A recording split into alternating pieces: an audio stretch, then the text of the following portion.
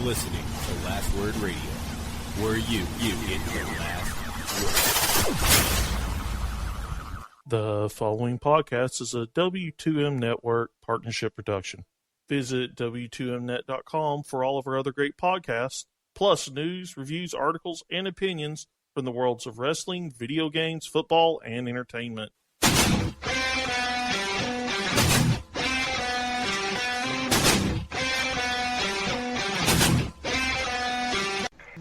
Welcome, ladies and gentlemen, to another episode of Running Wild Podcast. I'm your co-host, Rich. Alongside me, as always, my co-host, Runz. Yes, sir.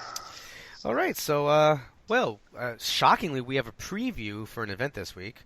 Some rather kind of, snooze fest events this week, I felt, from WWE overall.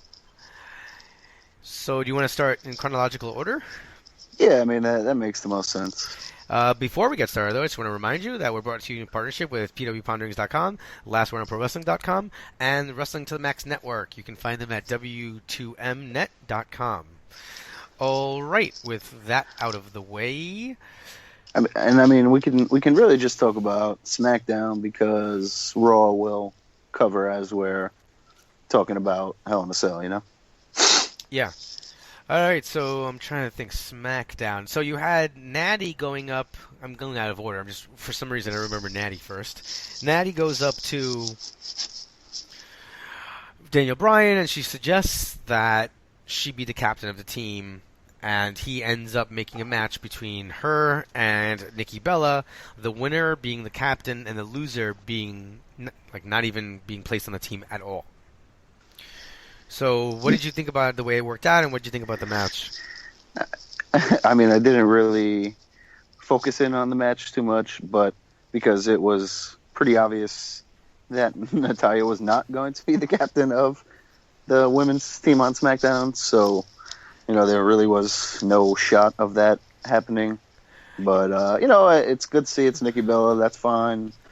She's earned that, leadership spot, and we talked about it last week, but the stuff with her and Carmella, and they talked about it on Talking Smack as well. But can they be on a team together? How are they gonna fare when they're on that team? So, that stuff is always entertaining. I just feel bad for Natalya in this, where it's like, wow, wait, so if she doesn't win, she's not on the team? Yeah, that's the only bad part. She could have been on the team. Do you feel I mean, I guess you have Nikki, Carmella, Becky, yeah, Alexa, and Naomi. I guess. I don't think there's anyone else on SmackDown. I just don't. Basically, that match was you're the only one who's not on in this match. Don't you feel like if they wouldn't have said that you're not on the team, then it would I feel like it was a foregone conclusion once I heard the winner is the captain, the loser's not on the team. I felt like at that point, then I knew that Nikki was going to win before the match started. Where if it would have just been the winner is the captain, and then the captain just doesn't pick her. Yeah, exactly. That would have been much more acceptable. That's very simple stuff to do. But I don't know. Maybe that's why we're doing a podcast about wrestling and not actually running a show. So I don't know if that's why, but the Spirit Squad's still around. I like that, man. I like Kenny, and I don't know why it took me this long, but it clicked for me this week, that Mikey is Mike Mondo, and he's been wrestling, throughout the Indies while he's been not on WWE. So when I clicked that, I was like, oh, well, that's cool. He worked, he kept going. So at least it's not they took two guys who haven't been wrestling. They know what they're doing. They've been entertaining. I've been enjoying them. We've talked about that. They have a role. They have a logical place in this feud, and it's been good. So do you think are they challenging for the title soon? You think?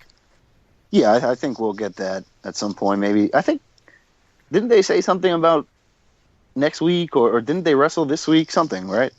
I think so. I don't believe they wrestled this week, though. I thought they did something. I know that they were in the ring Let me go over. This is the problem. I really mean this. This is the problem with all these shows. It's just too much. Yeah, they just blend together. I'm looking right now. Oh, okay.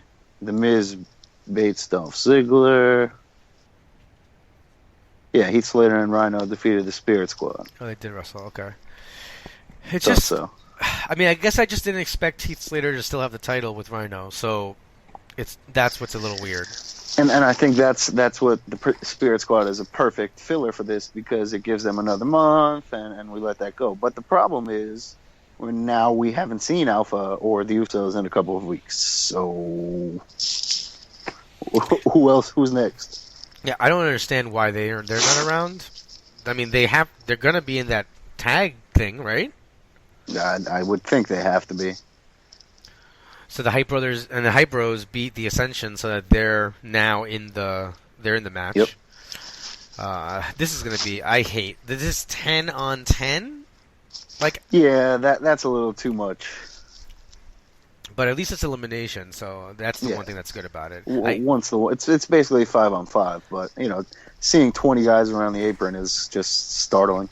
Because they've done 8-on-8, right? Before, where it's like on Raw. I feel like they've done an 8-on-8 where it's only one 4 pinfall. teams. Yeah. So this and then everyone just jumps out of the ring, and one person gets pinned. Blah blah blah. It's so ridiculous. Like the odds of that, that all those other men cannot get to that guy. Like, what is going on? It's just too illogical. But I mean, the I guess bigger things to come out of SmackDown, or the biggest thing, is the whole Randy Orton Wyatt family thing, which, I mean, it would really be awesome if, like, Randy Orton, this was real and he just joined the Wyatt family. Like, that would be cool. But I can't help but think it's just mind games, and it's gonna, result in Orton fooling Wyatt and Wyatt looking stupid, and then us going from there. I can't. I'm so done. Like, this is getting worse. Like, I don't care. I don't care if he joins the Wyatts. I don't care if he's not on the Wyatts. I don't want to see either of them. I'm done. Like, just... I'm going to remove them from, like, my WWE universe. Like, I don't want to see Orton, them. I don't even use anyway. But yeah, continue. Oh, and by the way, you're talking Smack thing? I watched it this week, buddy. Not impressed. Uh-huh. Not impressed. I didn't like it. Of course you would watch it on the 1 week where it's not like as crazy as it's been for the past 2 months, but it was still a good, like, I still enjoy that. Oh, but like, it was Kane having Kane there is weird. Yeah, like, you watched the episode with Kane and James Ellsworth, like, not the one where, like, Nikki Bell's getting attacked, or the Wyatts take over, or like, any of that good stuff. Yeah, it just figures. It's like TNA all over. Like, it's been great for 16 months in a row. Just watch it. All right, cool. Tomko goes through boxes. Like, all right, here we go again. Here's another year and a half rebuilding of this. It's just, that's exactly what happens. You I don't know. I think it's your negative energy. Like, you're just like, this is good. This can't be that good, and then it just makes it not good. I don't know. The camera guy zeroed in. I'm talking about TNA on what's his name, on Abyss and cutting his head open. I was like, and then Abyss and Tomko off the stage, like, through a black curtain, and then 7,000 boxes revealed.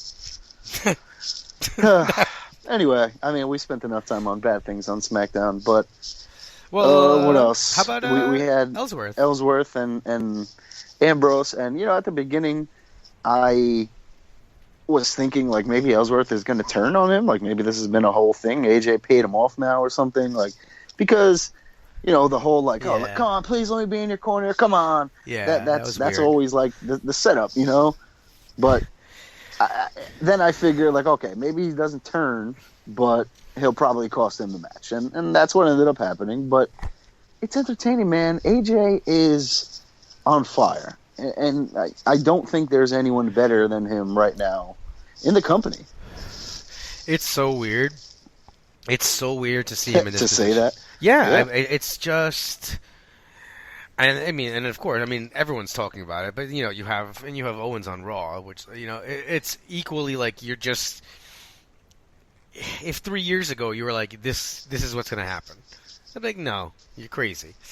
AJ's, it makes me upset almost that I didn't watch TNA, but he's great now, so whatever. I really enjoy watching him. This is really what matters, but yeah. This is like, this whole thing with Ellsworth is pretty interesting because, I feel it's a way for Ambrose to go heel, I think.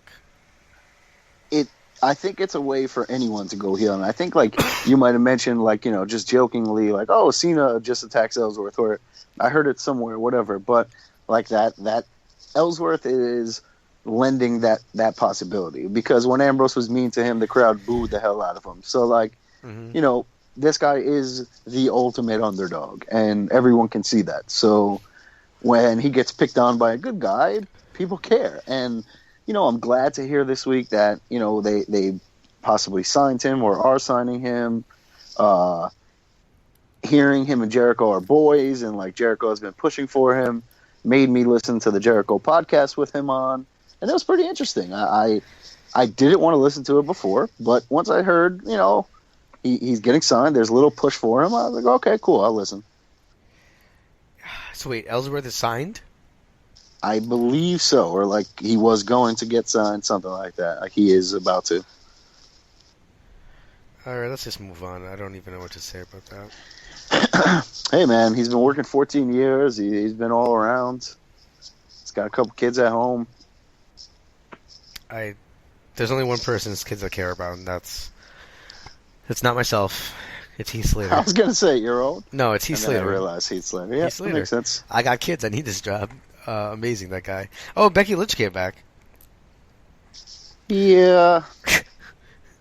I don't know. Like, whatever. I like Becky Lynch, but it wasn't like, it's been 3 weeks. There is wrestling literally every day of the week. Yeah, I didn't really notice, like it didn't stand out that she wasn't there.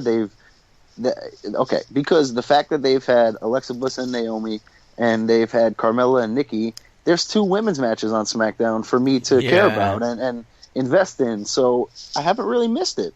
I knew she's coming back. I knew she was injured, sick, whatever it was. So, hey, whatever the case, she's back now. Hopefully she's all right, and we'll move forward. All right, so I guess we can start talking about yet another pay-per-view, Hell in a Cell. At least this one has some Hell in a Cell matches. Yeah, they just announced, maybe today, was it, about the 6-man cruiserweight action? Because I hadn't heard about that. I think they announced. I think I saw it yesterday, but yeah. So you can start off with that. All right, so you have it's going to be Tony Nese, it's going to be Drew Gulak, and it's going to be Daivari, right? Arya Daivari, right? Yep. Versus Gran Metalik, Lince Dorado, and Cedric Alexander. So I'm pretty excited about this match. I don't think it's Gran Metalik. I think it's Sin Cara. Am I terrible? Oh, yeah, I'm a terrible human being. I was looking at the small image on the site. Yeah, no. I mean, it makes perfect sense that you would think that, because when I saw Sin Cara, I was like, oh, shit, oh, that's cool. I forgot that he was Cruiserweight. Forgot that was a thing. Yeah, I actually forgot. I don't, I missed the post on PW Insider, and I keep forgetting to go back and check, but like they said, Norm Door was supposed to debut like two weeks ago, and then like one day they had a post like, where is Norm Dar? So I'm hoping that Norm Dar and Gran Metalik are getting, a bigger stage than, throwing in a 6-man tag or just throwing in one of these matches on Raw. But, so hopefully they get a little bigger moment, or they come in to challenge TJP or Kendrick next, whoever, and we go from there. Yeah, I think what I like about this is I like them, I like that Nese and Gulak seem like, just kind of bad guys, for lack of a better term. And I've definitely been enjoying that. And I like, I've said it 1,000 times on the show, I like Lince Dorado, and I like to see that he's staying with WWE, it seems, and I really love watching Cedric. I think, he could be the second, he might not be the second, but I could easily see him holding the Cruiserweight title at some point in the future. Yeah, I mean, talk about just jumping leaps and bounds. I mean, everyone knew the talent that Cedric Alexander had when he was in Ring of Honor, but they didn't showcase it the way he felt he deserved or others felt. And, he left, and I mean, the sky's been the limit ever since. Every match the guy has is a good match. He has the crowd going every time. The crowd on Raw, so 20,000 people who will probably have literally never seen him before love him, and you can't say that about most of the roster. No, 100%. I don't know, these guys. I could watch. I would almost be happier if there was like another 1 hour thing that I was just cruise these guys and not watch Raw. I mean, I can't not watch Raw, but everyone who complains so much, like, yes, it is not the best, and it hasn't been great, but I don't know. There are moments that are okay. There are things that are solid. There are decent things going on. So whatever. This is the beginning. People forget that Finn Balor was supposed to be the Universal Champion, and they had to change all of that. So who knows what would have been in the case if he hadn't gotten hurt. Anyway, yeah, I agree with you that this is cool to see. I think this would be a great pre-show match. This is what a pre-show match should be. A fun little 6-man tag. I don't really see any reasons why the good guys wouldn't go over here, but I would love to see Nese and Gulak pick up a win. Yeah, I think the good guys go over.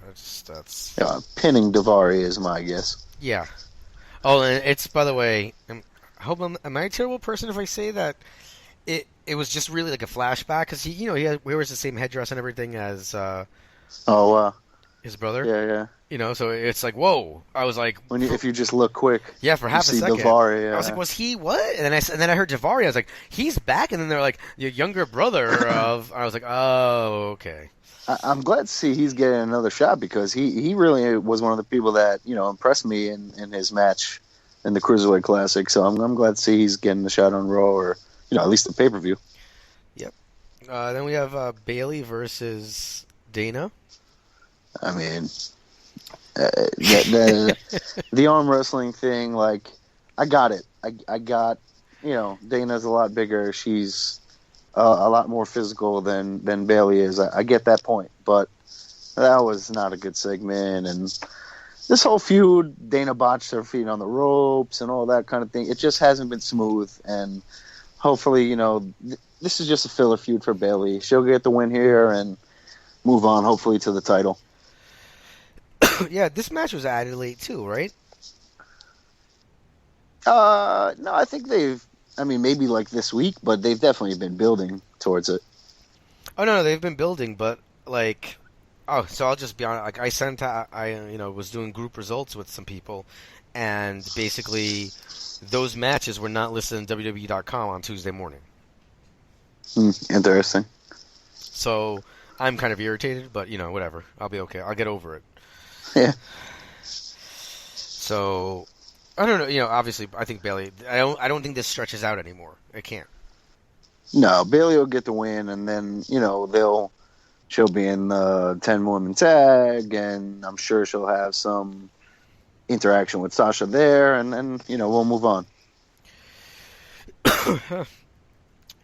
All right. Then we also have Enzo and Cass against the Club. So, I mean, the Club has to go over, right? There's no way. What the hell are they doing? Like, first of all, why would Carl Anderson face both Big Cass and Enzo in back-to-back weeks? That makes no sense. Just to job him out to both of them. What was the point? Let Gallows face Cass because they're the bigger ones, or you let Gallows face Enzo so you have the size difference in both. And he gets killed by Cass in 4 seconds, and now he loses to Enzo because they cheat. Come on, man. What are you doing to these guys? I really don't know what they're trying to do. I don't know why. It's like they're punishing them for some reason. Yeah, because they didn't make them. But that's so crazy. But they're not doing that with anybody else. So I feel like it's got to be something else. They're doing it. They've done it to everybody else. That's the thing. It's just Vince McMahon didn't make these guys. He doesn't see whatever it is in them, and that's it. AJ won him over. Freaking James Ellsworth on the Jericho podcast has mentioned 2 times that Vince McMahon has told him he had a good match and gave him a pat on the back, and saw him in passing one day and was like, Ellsworth is here. And I can see that 100%. And Jericho was like, what the hell? Like, I don't even get those things from Vince. Like, that's crazy. So it's just a matter of who Vince McMahon is a fan of and what he likes. And apparently he doesn't like the club, or he's punishing them for being successful everywhere else other than WWE. I don't get it. Maybe showing the world that the club isn't that the Bullet Club isn't good by having to its like, full hey, numbers. the Young Bucks and Kenny Omega, you guys suck. Like, nobody believes that. So whatever you're trying to do is not working. Trade them to SmackDown. Do something, please. So I guess we're in agreement. You think Enzo and Cass win? I mean, I'm with you in the sense that the club needs this win, but I just can't see it. I just can't see it. And I hope to God we're both wrong. All right. Then we have Cesaro and Sheamus, the odd couple, against the New Day for the tag titles. Why did they wrestle on Monday?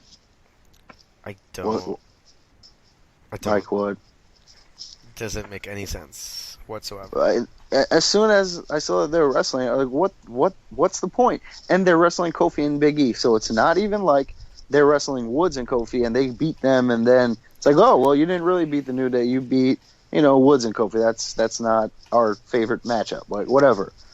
But instead, they beat Kofi and Big E, so yes, clearly now I'm gonna say that New Day is gonna win at the pay-per-view, but I didn't need this match 4 days ago. Yeah. So you think that Big E? You think the New Day retain?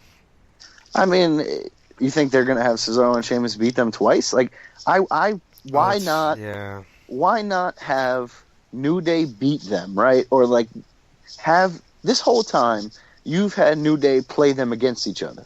So why not do something where New Day rolls up Cesaro, like cheats to roll up Cesaro or something, and then they're like, oh, maybe you're right, and then you kind of see them get on the same page and they win the titles at the pay-per-view. I would have been fine with that.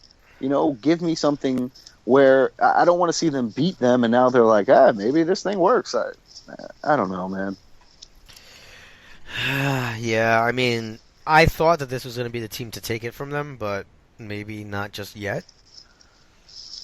I don't. And then what? Do we get another Cesaro Sheamus feud? I don't know.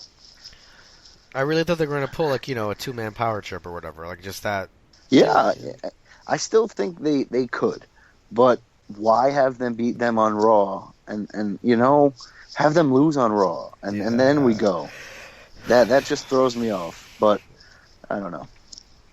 I mean, then we have TJP and Brian Kendrick for the Cruiserweight Championship, which I don't know. How are you feeling about this one?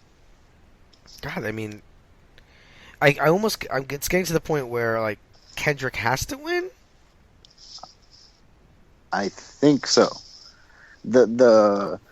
I didn't mind TJP on commentary. Like maybe that's just because I'm a mark for her. I like the guy, but I thought he was okay. Like I heard a lot of people complaining, like or saying he sucked or never do that again. Like I actually thought he was a lot more comfortable and better than he has been. But the backstage segment with like, hey TJ man, please just let me win. Like I don't think people really get who Brian Kendrick is, and I think that messes it up because people were kind of just like quiet. They weren't like, oh, this guy's an asshole. They kind of bought into it, I felt.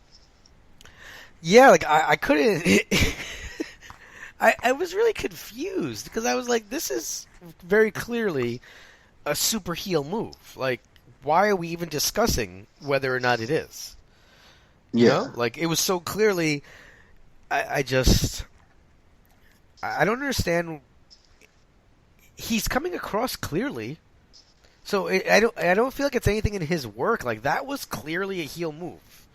I don't know if people are getting tired, like they're not reacting. I don't get it. Where were they? Do you remember where it was? Nah, no idea. But but I really don't know. It's a case of, these guys not really being able to develop characters and that sort of thing. They haven't been on TV long enough, I guess, but I don't know. I'm hoping that changes because when they're in the ring, it's different, but on the mic or backstage, it's still a little like, not quite there yet. But it was weird. Every backstage segment they've had, I felt a little weird. Like Kendrick is the heel, but then like TJ says something or does something where I'm like, wow, that's kind of fucked up too. So I don't really know where they're going. I don't know what's going to happen at the pay-per-view. I feel like Kendrick has to win, but why take the belt off TJP? And, that doesn't make sense. Grandma Talik is not a good guy, I don't think, unless you're going to make him one. But in my mind, he's just a heel. So that would be a good next challenger for him. You think Metalik is a heel, huh? But then again, you know what? I'm going to go with you because last time I said that Kurt Hawkins is a face, and well, I mean, it might just be in my mind, but the whole Cruiserweight Classic, I just kind of felt that way, and I don't know why. I can see that. I mean, is it because like you support Trump and you don't trust Mexicans? Is this what it is? It's definitely not that. I don't know. Like maybe the first time I saw him, he had like a black outfit on or something like that, where it made me feel that way. But I don't know. I just get the vibe that he's a heel. Oh, that's the first political reference we've made ever. So that was huge. Terrible. No, I can see that. I can see him. I mean, so I follow him on Twitter, and it's in Spanish a lot. But he's very much a face. Like he worked a face. I mean, he was coming off to me as a face so far, but that could change. So yeah, easily. All right. Then we have. Is this? Go ahead. Before the Hell in the Cells, right? Because that's all we have left. I believe so. Yeah, the triple main event. Why is like Strowman and Zayn not a thing? Maybe that'll just be. I don't want to see that quick on the pre-show, but I guess because of the Hell in the Cells, they take up more time. But I think instead of Bailey and Dana, I guess I'd rather see Strowman and Sammy. But whatever. I like Bailey. Don't get me wrong. Strowman hasn't been on a pay-per-view yet. I don't think so. I think it's smart to space this out. Like, let them like slowly like continue to kind of fight each other. Yeah, it's not ready, or it doesn't need to be a pay-per-view match, but I would like to see it. Well, I mean, look, trust me, I want to see Sami Zayn.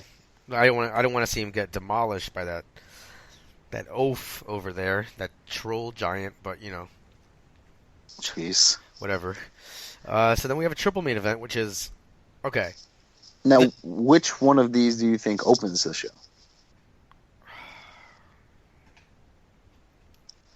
Because it's not. I don't think it's going to be the world titles. So, do we get the women or do we get Reigns and Rusev? I say the women. All right. I don't know that I disagree, but for some reason yesterday I think if you put the women first, that's more of a quote unquote main event than putting them in the middle of the card. Exactly. That's why it's like they can, and then you can justify the main event for the last. Exactly. Yes. I mean, so first of all, I'm just going to be very clear about this triple main event. Fucking bullshit. Okay. At least I want you to go on this rant, but at least they're all one type of match. Yes, but I don't care. I don't care. It makes me angry. Okay, listen. A couple years ago, I'm so old I can say this, but really, it's like 10 years ago. I was at another job and I was making like a list of main events. Like I wanted to memorize every WrestleMania main event. So. And you just made the list. So hold on. Oh yeah. No. So I go. Sorry, finish this, but go ahead. I go to WWE Magazine, and it actually had like 2 pages where it listed all the main events. I was alive and remember vividly 1992 WrestleMania 8, the double main event. Macho Man beat Ric Flair for the title, and that was like earlier in the card, whatever, the middle of the show. And then the last match that went on, the other main event, was Hogan versus Sid Justice. Now, so 10 years ago, let's say, is 12 years or so after WrestleMania 8. I'm not good at math, by the way, so you guys can do the numbers and laugh at me all you want on Twitter. Well, this is WrestleMania 33, 32. Okay. Right? Yeah. I think this is coming up as 30. I don't know. Yeah. So let's say it's 20 something years ago. It was 20. No, but let's say it was WrestleMania 22 when I got this list from WWE Magazine, and they listed every main event. And you know what they did for WrestleMania 8? They only listed Hogan versus Justice. There wasn't even a parentheses. Yeah, they just listed the last match. So, don't give me this triple main event bullshit.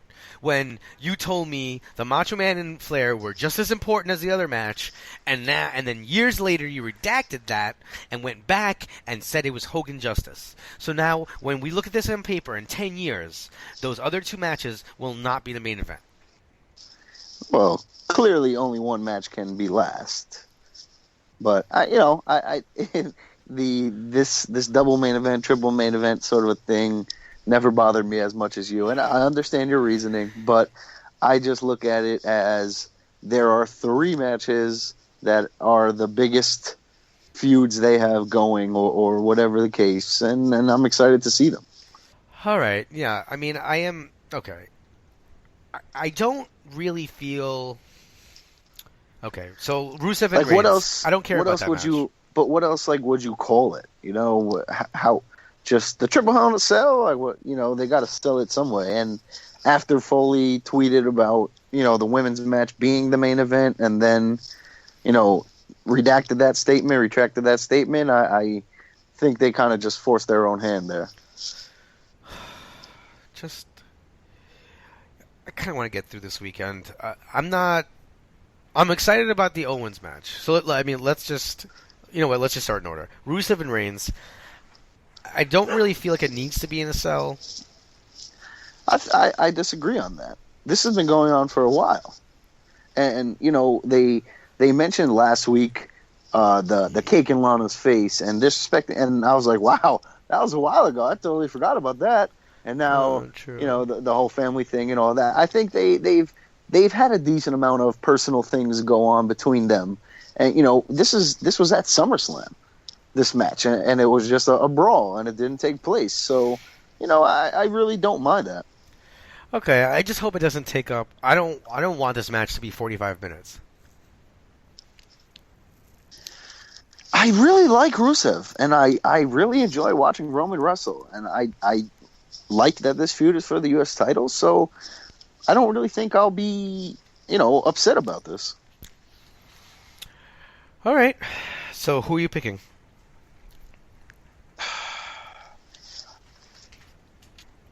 I don't see Roman losing, but I could see Rusev getting it back. Ugh. I guess I'm going to say Roman. Damn it, we're both agreeing. All right, yeah, I don't see how Rusev. I don't see that you can have the babyface lose in the big match like this and lose the title. Are all 3 champions going to retain in Hell in a Cell? Doesn't that take away from it a little bit? I hate thinking about things like that. Kevin Owens can't say I survived Hell in a Cell. I went in there retained. So did I, and so did I. That's a really interesting point. But there's no way to I don't see any of these matches going the other way. So what do we? We can't just pick against it for the sake of picking against it.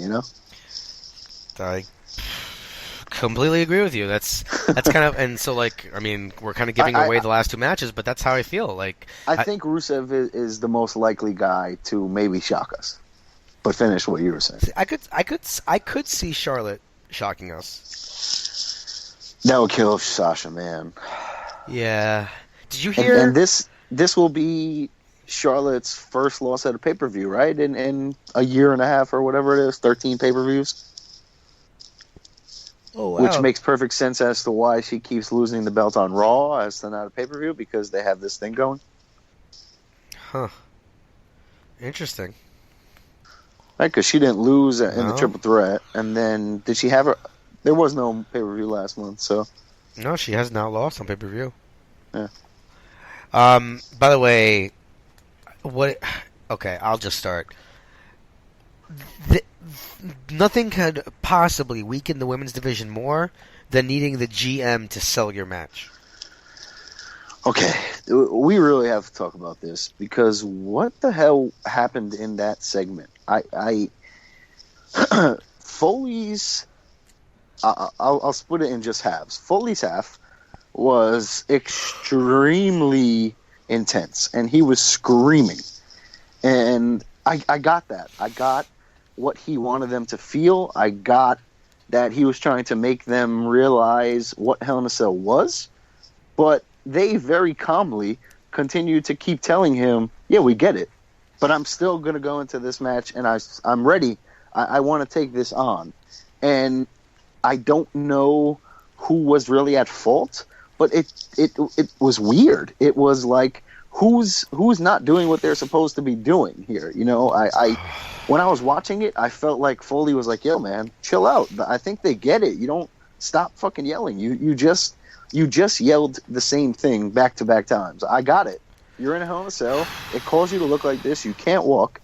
But what are they supposed to say? Like, okay, Mick, we get you. I'm not going to sign this contract. That was a awkward thing to be doing. Look at me and know that you've done this. Oh, okay, how am I supposed to give you that look? And the Eddie Yeah, that was too much too. I've started to hear weird stuff online, like a weird rumor, a totally weird rumor that I don't believe. But like somebody put like a shot of Sasha up and a shot of like Eddie's daughter, and someone was like, oh, you know, maybe she's his daughter, and that, you know, like I just and so Eddie Guerrero was related to Snoop Dogg, but amazing. You know, like, I get it. She carries on Eddie's legacy, and I'm sure he would be very proud. But like, that's the kind of thing you don't need to say. It's unnecessary, and it's cheesy, and I don't like that. I don't like using something like that. You know?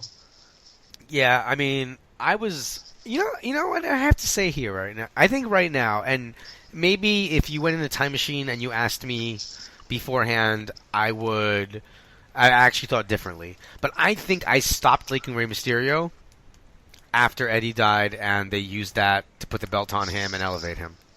1,000%. Because he was only the world champion because Eddie Guerrero passed away. That's I get it, but that's not cool. That's not a good reason to be the world champion because my friend died. That's not okay. I think that's maybe I had already soured on him by that point, but I don't really think so. I think that's the straw that broke the camel's back. And when they pulled out, and then he was beating the Batistas and the bigger guys, and it was just, come on. Yeah, no, and I think like it really put a bad taste in my mouth when I heard Eddie brought up. I just there's a girl in my class whose father passed away, unfortunately, and you know, a couple of the kids took it upon themselves to get a card started and have everyone sign it like that. But one kid consistently goes around like, hey, did you know this girl's father passed? And, oh, yeah, we're making a card. Like, yo, that's not your business to put it out there, you know? And you're a kid, you don't get that. But it's just that sort of a thing, you know, where it's those things are not necessary to tell everyone. And I don't like when they're used to force an angle or you know, when Paige mentioned David Flair or not David Reed Flair, yeah, you know, that that's a little bit different to me because that was part of the story. That was like part of the angle. But this was just out of nowhere and just kind of used for no reason. Very odd. The whole promo, like we said, was really awkward, and I don't know whose fault it was, but the girls were not. Their intensity, like I could feel their intensity, but it wasn't Foley's intensity, and I don't think he got that part. It was like they can be intense by not screaming. Really weird segment. Yeah, undoubtedly. So. That being said, who do we think is winning? It's hard for me to pick who I think is winning from who I want to win. So I'm just going to go with who I want. I want Charlotte to win. I don't think I'm going to be able to enjoy this match until it's over. But I'm scared for what they're going to try and do here. Like they can't, goodness. they cannot, and then there's nobody who can approve of it. And if they tried it, then like just stop the match. Like they can't get thrown off the top of the cell. They can't get thrown through the cell. Like Sasha will break in half. That's that can't 100%. happen. So I don't know what they're going to attempt to do to stand out in any sort of way or change this up, but they have to be careful with it. And I'm excited. I think it'll be a great match, but I just know I'm not going to be able to enjoy it till after. That being said, I think this is Sasha's moment to come out on top and win the first Hell in a Cell and go from there. But I don't think you can underrate the Flair name that they suddenly added to her name, and that being part of her legacy. But she can't be a 4-time women's champion in a matter of 3 months. So, like, that's crazy. If it opens... See, like, that's the thing. Like, it's almost safer if they open the card so that they don't try to top anyone. Agreed. But then do they try and, like, steal the show sort of a thing? Like, each cell has to have something, right? Like, I don't know what happens in any of these. Who goes on top? Who gets... thrown through the cage? This is the fun part because there's never been a women's Hell in a Cell, so like this is going to be so cool to see, but I don't know what to expect, which is awesome. So that leaves us with one match. Kevin Owens defending against Seth Rollins. The man, Kevin Owens. What do we think? The champ. I think this is going to be a hell of a match, and no pun intended. They don't have the hatred and the vitriol that's needed or warrants a Hell in a Cell, but hey, it is what it is. They have enough of a little bit of a rivalry. I think the use of Jericho has really kind of overshadowed the anger that's supposed to be, in this feud because it's a lot of just comedy. But, both of these guys are two of the top 3-4 guys in the company, so they're going to kill it. I don't know that I don't see Triple H coming out in this one, but I guess we can keep waiting. I don't know. Oh. But, that wrinkle is always there now. So until he comes back and he's back for good, which who knows, because I don't think they're building this Rollins Triple H to anything other than WrestleMania. So maybe it's another while before we get him back, but he can always come in and make an appearance, and maybe he does in Hell in a Cell. But I think this is an opportunity to give Kevin Owens that clean, decisive victory, make him look like a badass heel, using the cage, taking some good bumps or good-looking moves, and, we continue. I agree. Do you think Jericho gets involved in any way? At this point, I kind of think he has to. And, maybe we get a Jericho, miscommunication, and still somehow allows Rollins to... Wow, I just typed it allows.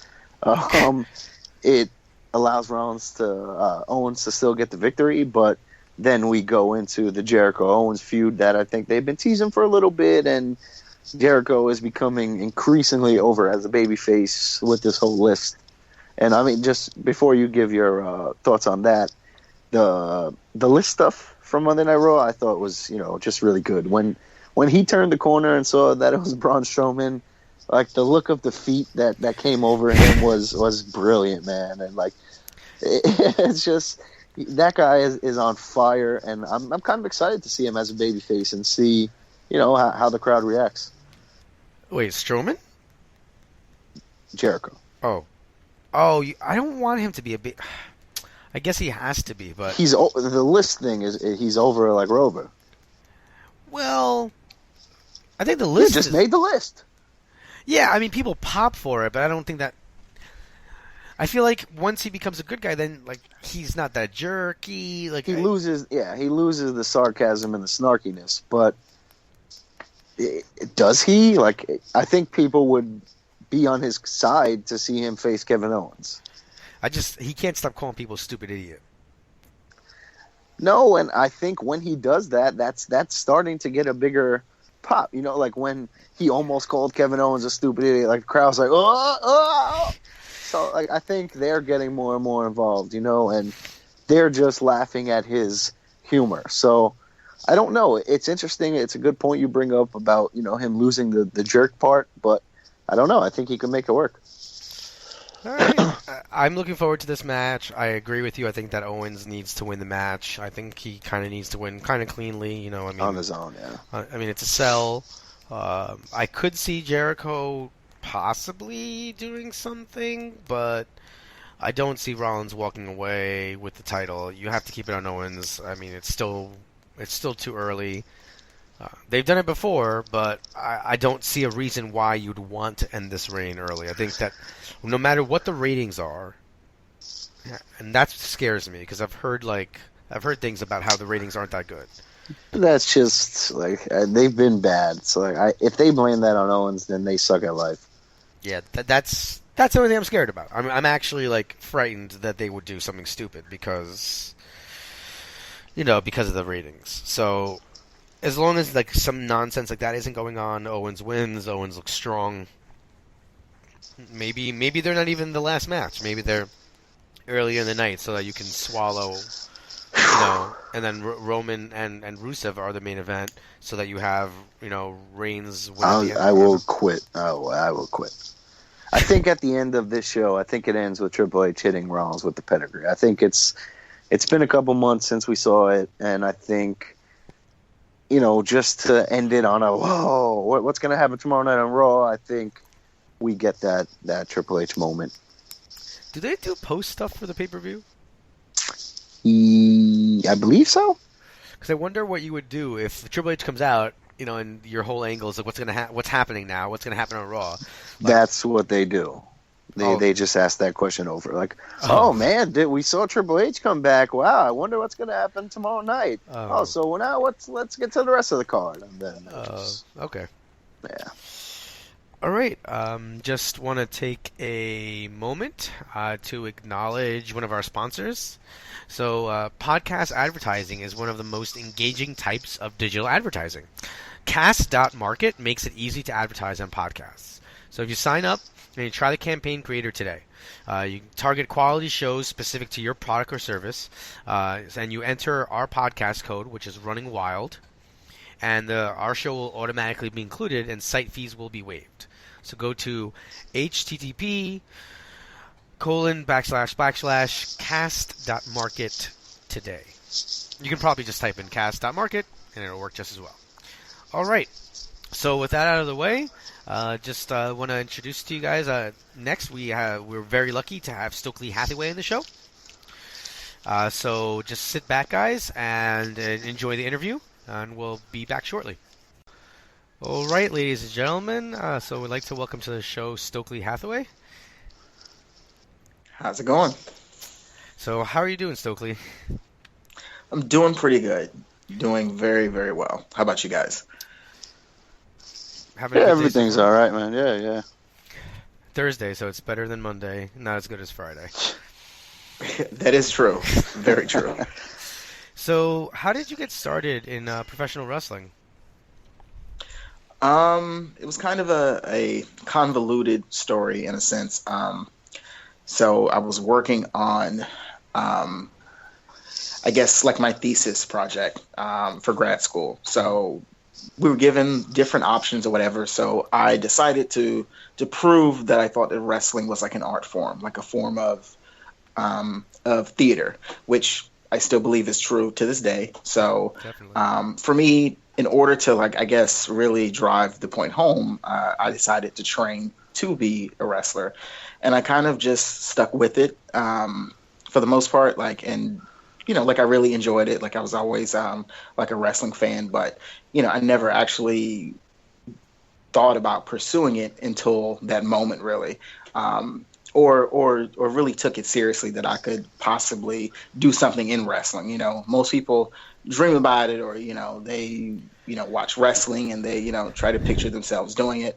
You know, I think that's much different than actually going in and doing it. So that's pretty much how it started. You know, I started training at different places, and then, you know, I wound up in Ring of Honor, and that was pretty much it. You can't see me right now, but I'm sitting here, you know, kind of just my mouth open, because that was not the answer I was expecting, and that's awesome. You know, that you were just writing a paper and like, you know, hey, I'm going to go out there and do this and really prove that what I'm saying is the case, and, you know, that's pretty amazing, man. Thank you. I mean, most of my professors thought that I was crazy. Yeah, I can imagine. I'm pretty sure. Yeah, like I'm pretty sure they thought that I was going to flunk out of grad school. But once they read my paper and everything was like put together, I mean, everyone enjoyed it. You know, they thought that it was, you know, for that year, one of the most enjoyable thesis papers, you know, that have been put together. Because, like you said, you know, it was something different. It wasn't the usual analysis of like Shakespeare or, you know, whatever. So yeah.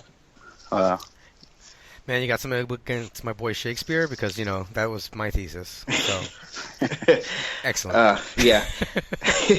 No, I would not want to go back to the Shakespeare days. My students feel that pain every day. What did you actually get your master's in? It was the exact title was like theater administration, but it was more so like acting, marketing. It was pretty much like a well-rounded program, because, you know, everyone has like a different direction, whether they want to be a producer, a director, an actor themselves, whether they want to be like behind the scenes. So the program was pretty much everything that involved theater, acting, and dance. So it was a really well-rounded program for just an entertainer in general. What would you say your biggest takeaway from school, from your education, was that you've translated to wrestling?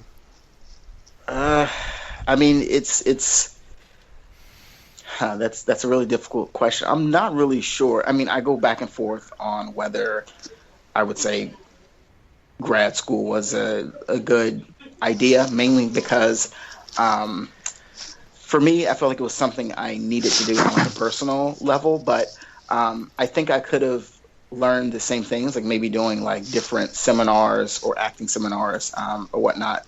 But I would say that, you know, it was always like a struggle in a sense.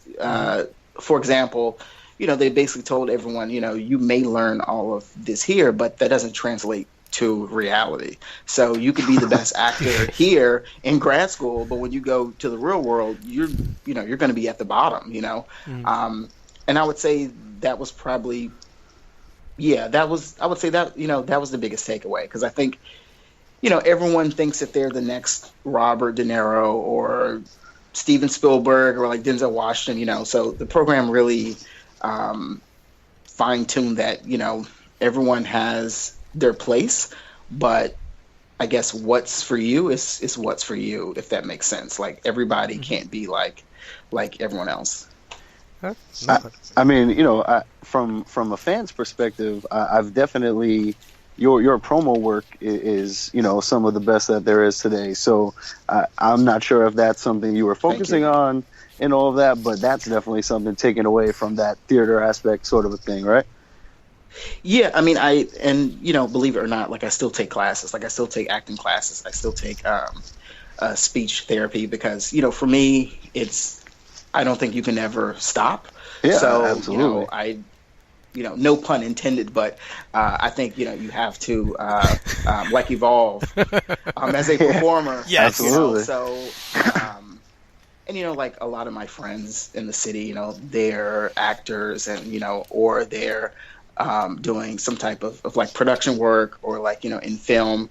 So, it's nice to still be around that, outside of wrestling. But then again, I kind of think that they're one in the same. Yeah. I view it as me performing, not just, I'm cutting a promo. Like, it's to me, this is acting just in a different form. Absolutely. You're putting on a show, and I mean, it's definitely enjoyable.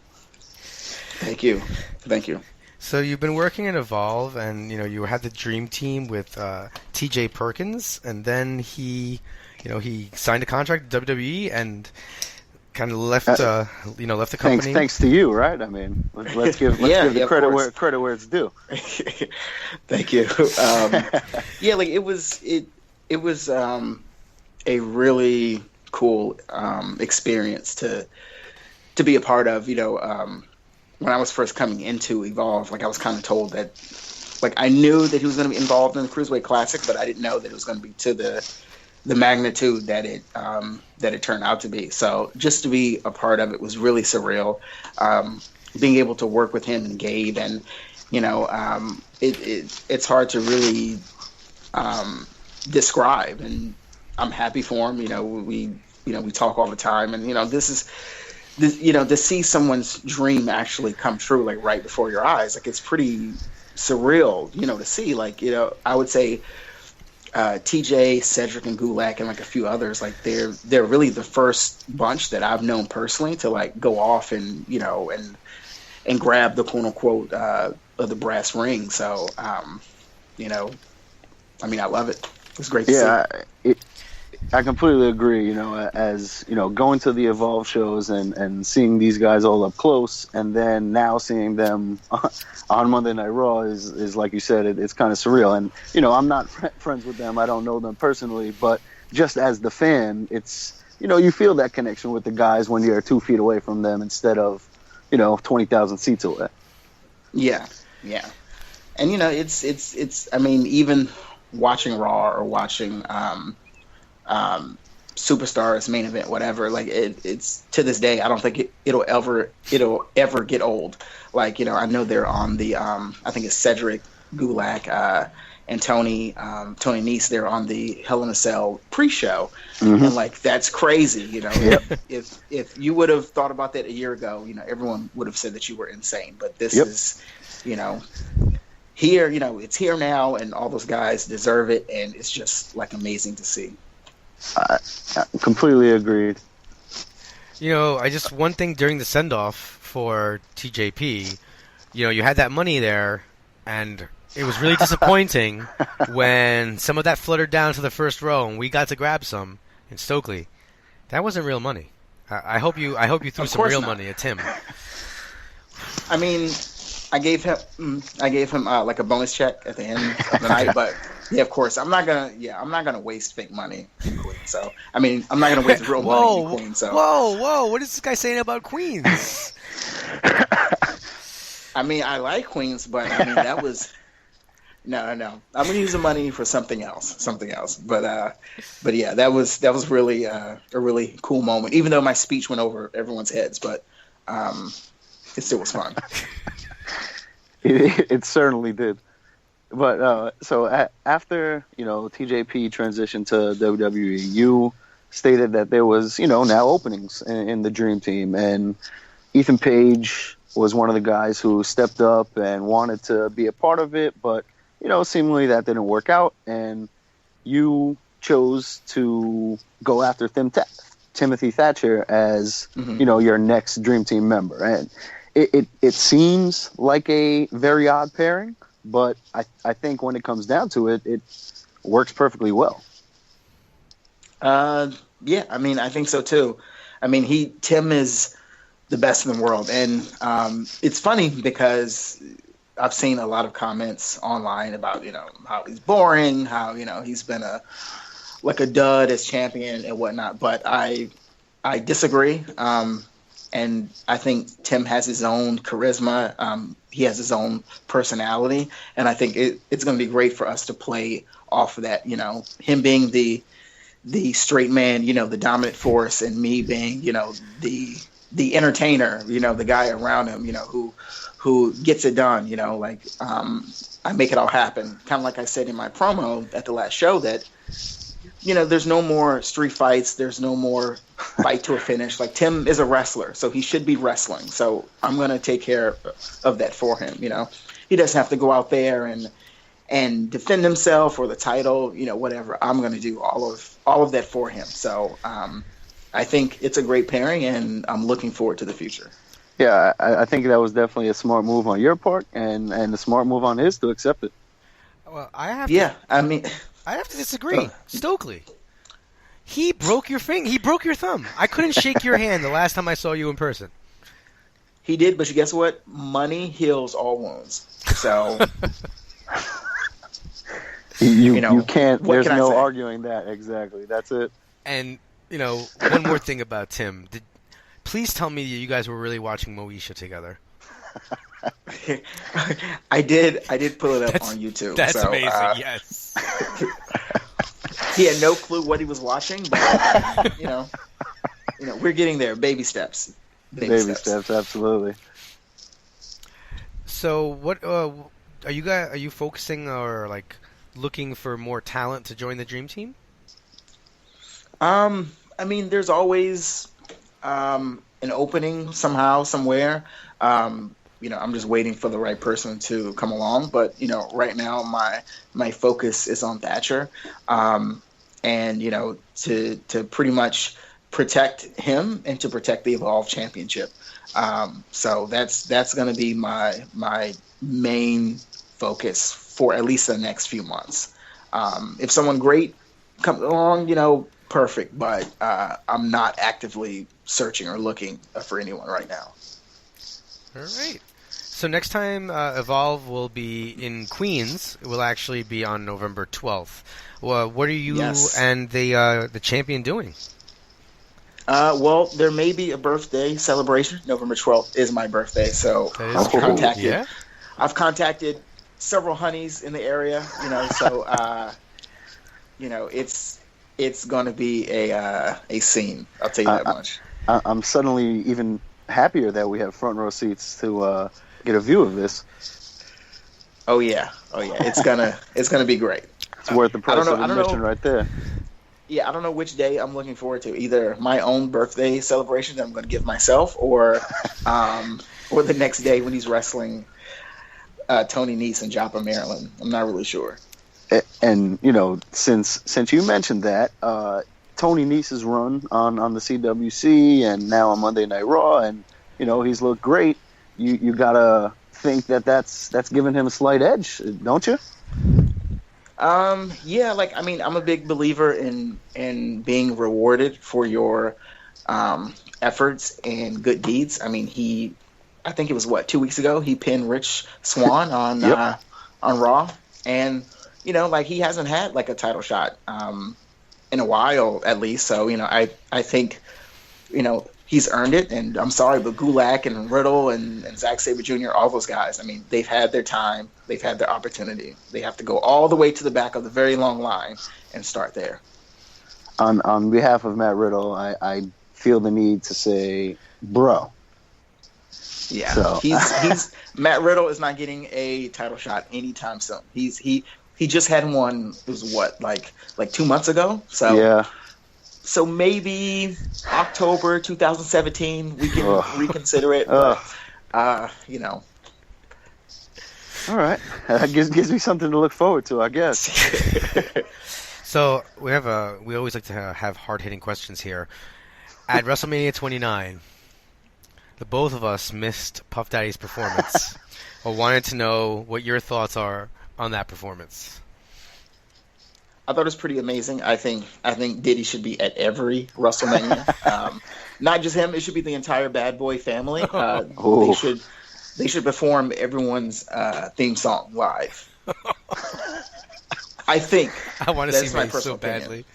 I can't wait till you're running WWE, because that would be one hell of a WrestleMania.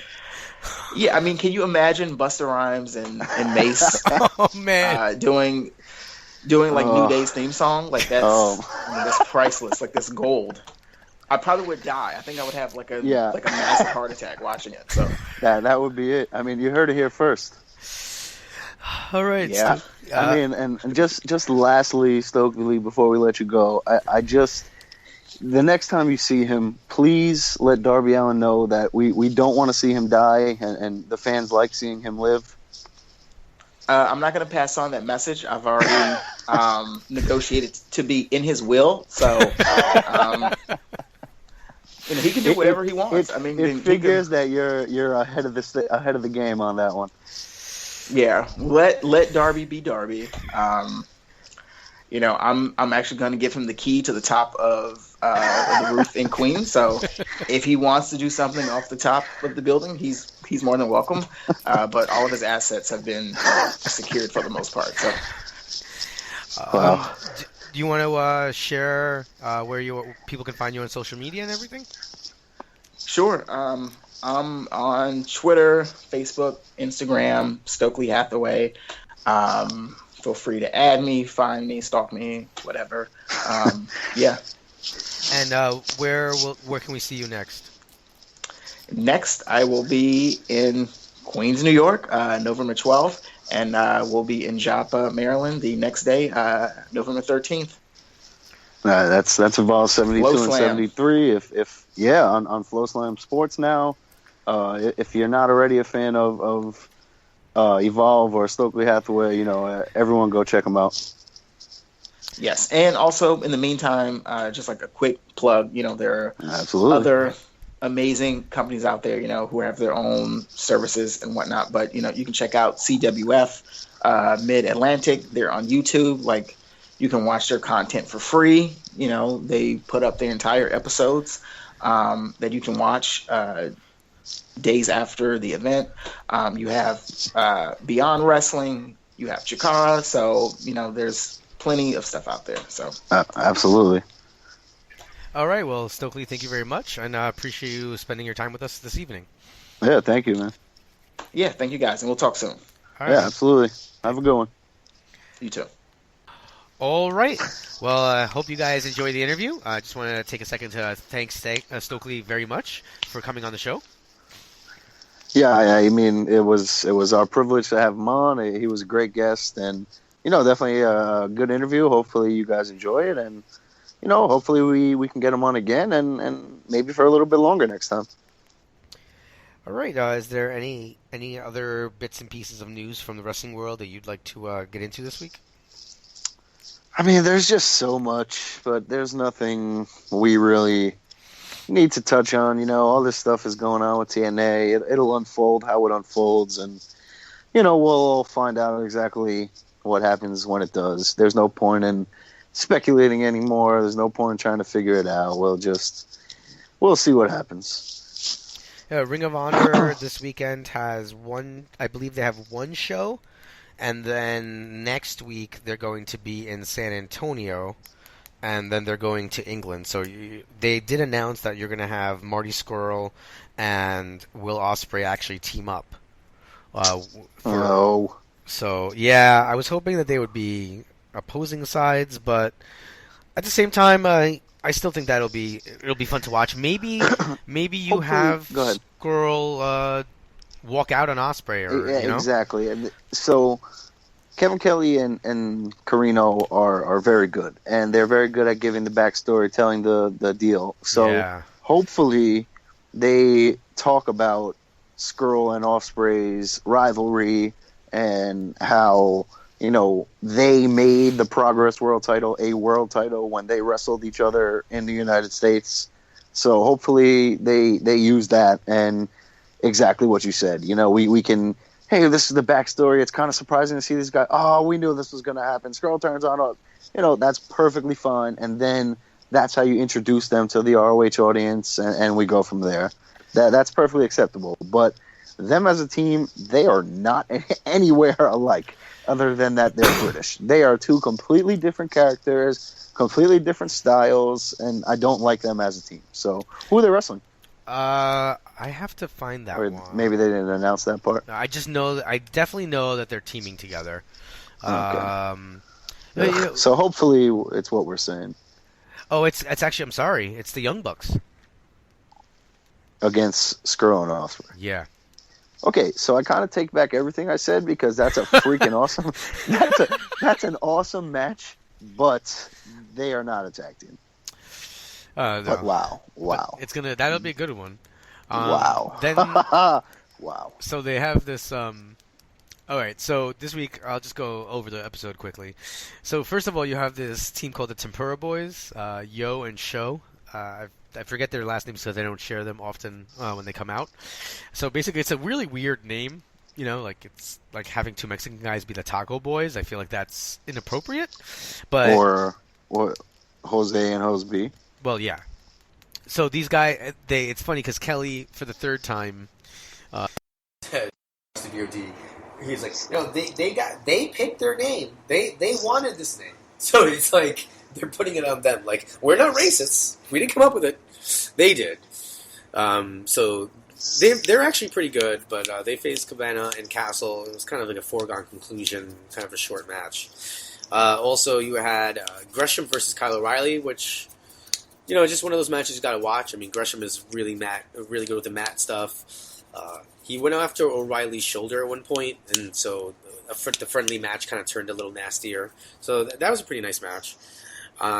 Yeah, Cheeseburger and Will Ferrara, they called out Punishment Martinez and BJ Whitmer. Punishment Martinez, yes. Oh, yes, Punishment. Yeah. So they got decimated. But on one of the shows from last weekend, they apparently beat them. Like Carino's music played and distracted Punishment and Whitmer. And then there's this whole new weird thing where they're calling Carino Boozar Bokan. Like apparently it's this like evil name he had or something. It's okay. So this story continues to develop. I'm kind of. I mean, we're getting the end of that final battle. Yeah. So I'm looking. It's odd because I kind of was sick of it, and it's a little weird. You were sick of it before it started. Because it's so different from what they normally. They don't have this weird, superstitious blood feud. Yeah, it's just weird. But the main event of this week's TV, created the greatest hashtag in the history of the world. So during the show, the Ring of Honor Twitter account tweeted out hashtag Motor City Machine Guns versus Los Ingobernables. I can't even say it. Ingobernables. Ingobernables de Japón. The entire thing. God. That was the hashtag. Not MCMG versus LIJ. Nope. What a bunch of morons. Nope. It was amazing. I even if you search for that hashtag, that you'll find my article. It's probably just you. That was Cheeseburger was trying to put it over. It was pretty ridiculous. Yeah, that's absurd. But Silas Young had a title shot against Adam Cole over the weekend. Cole retained, but I haven't. The VOD's not out yet, but I heard that was a great match. Now Cole's going to take the title to defend it against Lethal in London, and also I think one of the other big thing that came out of the weekend was that War Machine challenged Shane Taylor and Keith Lee to a match in San Antonio on November 4th. So I hope they were saying we're going to throw the rule book out the window. So I hope it's maybe no DQ. Definitely some type of street fight. I don't want it to be I'm still hoping that we get to see them in Final Battle in a Fight Without Honor. First time they do a tag team match like that. Yeah. That would just be pretty awesome. So we'll see what happens. I'm kind of excited about that, and that's Ring of Honor for the week.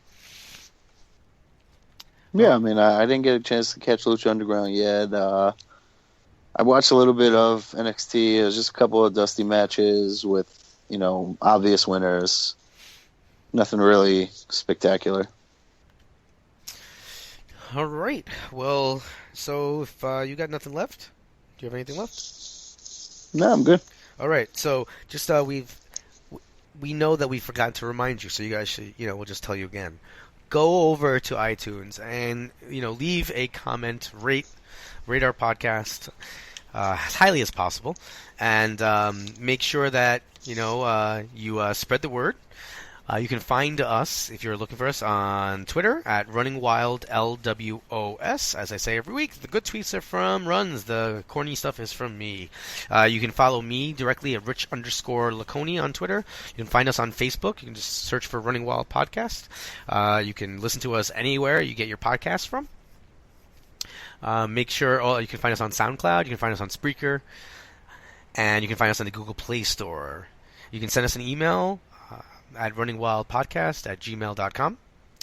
And anything I'm leaving out, Runz? Nope. All right. With that out of the way, I just wanted to remind you that you guys have been listening to the podcast that is just too sweet.